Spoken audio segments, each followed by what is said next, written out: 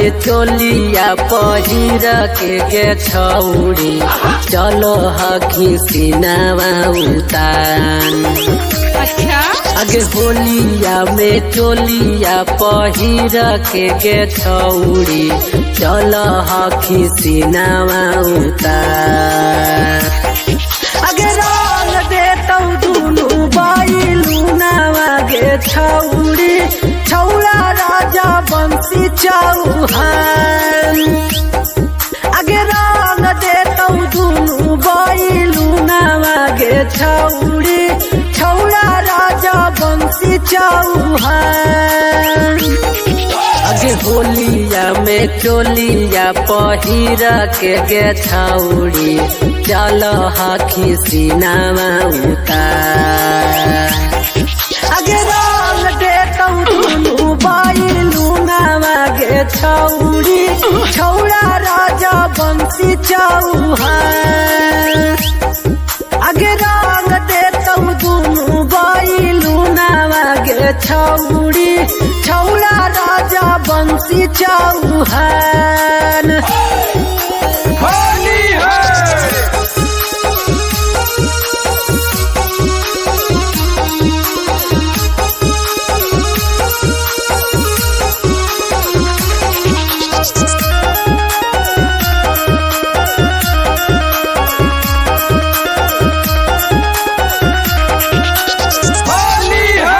बैगन पिचकारी से भिजाई के बदनामा करी देतौ तोरा परेशान। आगे बैगन पिचकारी से भिजाई के बदनामा करी देतौ तोरा परेशान। आगे रंग देतौ दुनु बैलू नावा गे छौड़ी छौड़ा राजा बंसी चौहान। आगे रंग देतौ दुनु बैलू नावा गे छौड़ी छौड़ा राजा बंसी चौहान। आगे के करा पकर हखी तू गे छौड़ी होलिया में ये तना गुमान। आगे रंग देतौ दुनु बैलू नावा गे छौड़ी छौड़ा राजा बंसी चौहान।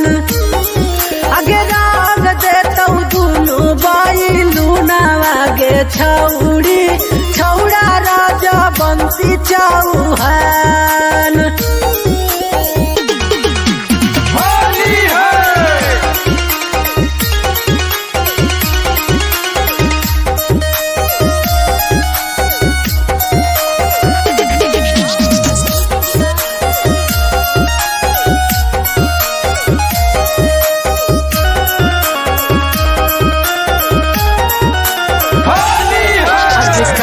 में लेटा देतौ चोली के खजनावा छौड़न के जब डोलतौ ईमान।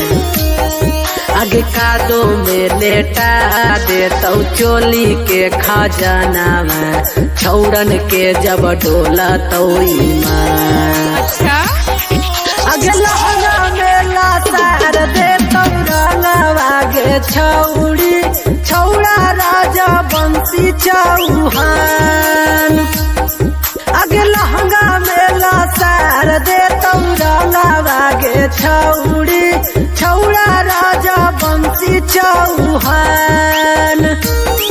आगे चंदन दीवाना के तू मानी जोगे बतिया देई दे तू ये तना ध्यान।